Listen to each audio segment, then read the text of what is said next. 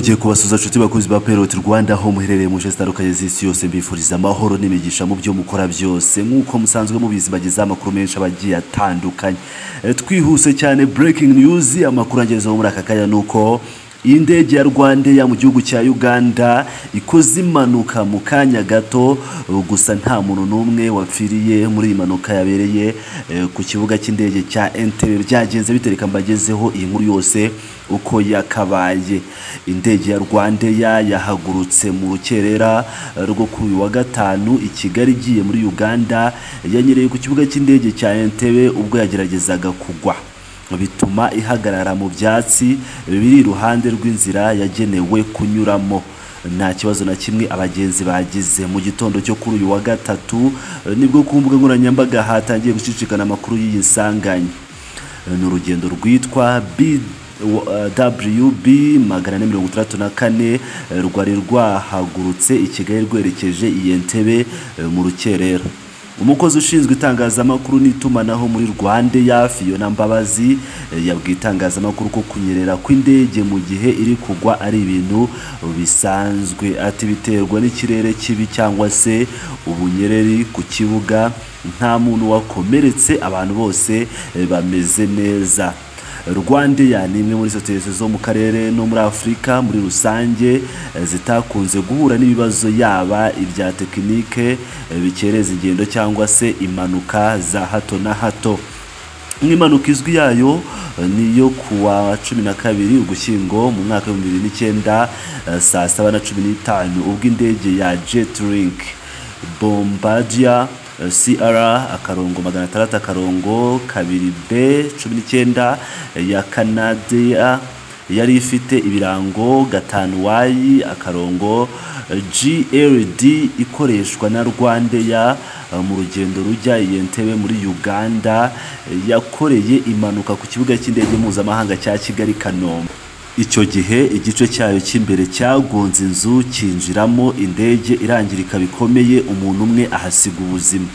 Kwa 24 Mata 2012 nabwo indege ya Rwandair ya Bombardier DHC 8-106 yakoreye urugendo i Gisenyi, ariko mu kugerayo nyuma yo guhagarara abagenzuzi bo ku kibuga baje kubona amapine yayo mu byatsi. Mu gusuzuma baje gusanga ko mbere yo kugwa ku butaka yaranyuze mu byatsi biri mu ntera ya metero 10 mbere yuko igera mu muhanda wayo. Icyo gihe abapilote babajijwe impamvu basobanura ko ubwo indege yagabanyirizwaga umuvuduko yahise ikora hasi mbere yuko igera mu nzira yayo. Kuwa 30 Mutarama 2018 bwo Boeing 773-800 ya Rwandair yari ivuye i Kigali ijya i Addis Ababa yaguye ku kibuga cy'indege cya Bole saa 8:27.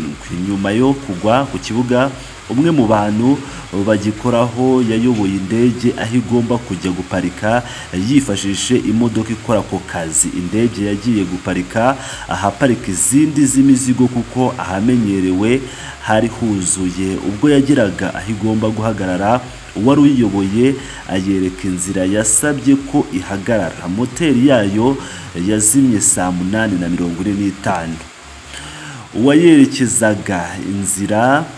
Uwayerekaga inzira yagerageje gushyiraho ikigingi ku mapine yayo, hanyuma umupilote arekura feri nyuma yo kumenyeshwa ko ibigingi byashyizweho neza. Ya modoka yiyoboye yahise ivaho iragenda. Hashize umwanya muto yagiye imbere buhoro buhoro igonga ipoto ry'itara ryo ku kibuga cy'indege, yangirika kuri moteri ibumoso. Izo ni zimwe mu mpanuka ziheruka kuba z'indege ya Rwandair, ariko nk'uko mubyumva indege ya Rwandair ni imwe mu ndege kuri isi idakunze kugira impanuka. Rero uyu munsi nibwo nk'uko Rwandair yabitangaje, nibwo iyi ndege yari ifite urugendo WB 464 yari iri kurandinga nyine ku butaka ivuye i Kigali yerekeje i Entebbe nibwo yanyereye. Gusa igihari nuko nta wakomeretse ndetse nta waguye muri iyi mpanuka, ndetse iyi ndege ntabwo yigeze yangirika ku buryo bukomeye, ngira ngo murabyumvira neza. Rero reka dukomeze n'andi makuru azindutse avugwa cyane cyane ku kibazo cy'abimukira bagomba kuva mu gihugu cy'Ubwongereza baza mu Rwanda n'abana babaga mu nyubako ya $1 campaign. Bakomeje kuvuga ko mu by'ukuri birukanwe kubera iki kibazo cy'izi mpunzi zigiye kuza mu gihugu cy'u Rwanda n'ababaga mu Bwongereza badafite ibyangombwa bagiye kujya berekezwa mu Rwanda. Reka dukurikirane iyi nkuru dukesha radiyo Ijwi rya Amerika. Mu nyandiko iki kinyamakuru cyatangaje kuri iki cyumweru, ikinyamakuru The Daily Mail cyanditse ko imfubyi za Jenoside nyarwanda nk'uko kizita zigiye gusohorwa mu mazu yazo zabagamo kugira ngo zisimburwe n'impunzi zavuye mu Bwongereza hagendewe kuri gahunda itavugaho rumwe ijyanye no kohereza impunzi zahungiye mu Bwongereza mu buryo bunyuranyije n'amategeko mu Rwanda. Iki kinyamakuru kivuga ko izi mfubyi za Jenoside zababwiye ko ibi bizatuma abantu barenga 20 babaga muri iyo nyubako bayisohokamo. Imfubyi z'intambara nk'uko bazita zari zimaze imyaka 8 muri iyo nyubako. Icyo kinyamakuru gikomeza kivuga ko imfubyi z'intambara zari zimaze imyaka 8 muri iyo nyubako zahawe integuza y'ibyumweru 2 ngo babe basohotse. Ikinyamakuru gikomeza kivuga ko izi mfubyi ziri mu myaka 20 nta mafaranga zigira, ntacyo babitse, nta n'imiryango bafite, abenshi bagiye guhangana n'ubuzima nyuma y'icyo cyemezo. Inyubako $1 campaign igizwe n'amagorofa 5 iri mu murenge wa Kinyinya mu karere ka Gasabo mu mujyi wa Kigali. Yuzuye mu mwaka wa 2014 itwaye asaga miliyari 5, yatanzwe n'abanyarwanda baba hanze n'abimbere mu gihugu ndetse na leta y'u Rwanda. Ijwi rya Amerika ryageze aho iyo nyubako iri hagati y'andi mazu menshi atuyemo kuri uyu wa kabiri, gusa ntitwabashije kwinjiramo kuko ubuyobozi bwa ARG ari nabwo bucunga iyo nyubako bwadutangarije ko kwinjiramo bigira amategeko abigenga.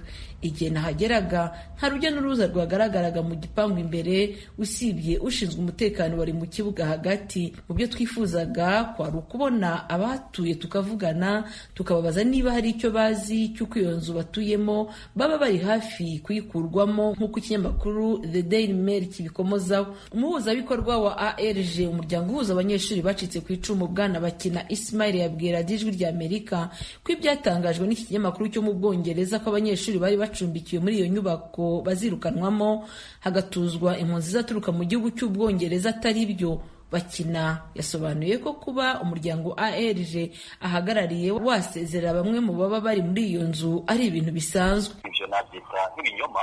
Ntabwo gahunda ziri gutegurwa na ARG ziri gutegurwa kuko hari izo mpunzi ziteganya kuza, kuko twebwe dutangira gutekereza porogaramu yo kuba hano hantu hashobora gukoreshwa ibindi bikorwa, batangiye kubitekereza icyo gikorwa tutaranakimenya ko gihari. Twe hari uburyo twari twarashyizeho bwo gufasha abo bajeni, abo bajeni 22 basigaye, kugira ngo tube twabafasha mu buryo bujyanye n'uko bangana. Umuhuzabikorwa wa ARG yumvikanisha ko batangiye gucumbikira abanyeshuri muri 2014 batangiranye n'abanyeshuri 190, ubu hakaba hasigaye 22 gusa. Twashatse kumenya igihe nyacyo abakiri muri iyo nyubako bazayisohokeramo. Bakinavuga ko atazi igihe nyacyo umunyeshuri wa nyuma azaba yasohotse, gusa yumvikanishije ko nihagira bifuza gukorera muri iyo nyubako abanyeshuri bazaba basigaye bazacumbikirwa mu nzu nto ingana n'umubare wabo. Wambaje ngo nitwe twatekereje ko haza kuba umubare, ntabwo twabitekereza kuko iriya ni affaire iri hagati y'igihugu n'ikindi, ahubwo igihugu n'ikindi bashobora kugirana contract bagasanga natwe turi muri bamwe bari eligible bashobora kuba bahostinga abo bantu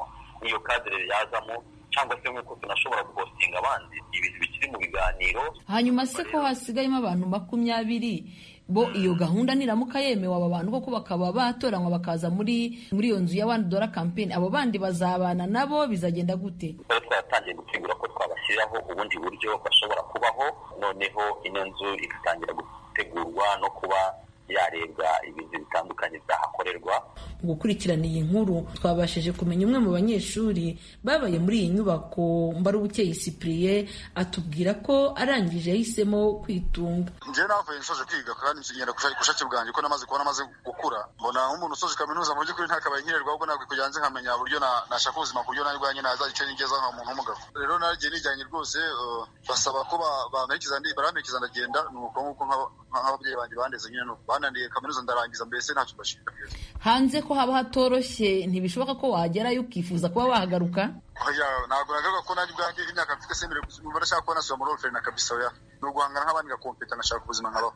Mugenzi we Janvier Habumugisha waracyari mu nyubako ya $1 campaign nubwo yarangije kwiga ariko nta kazi arabona. Iyo urangije baragusezerera uko systeme yubatse. Ugeze hanze hari igihe usanga bikugoye kuko amafaranga baduha kuyamanaginga, cyangwa se kubera ko hanze utahazi neza ugasanga bikubereye ibibazo.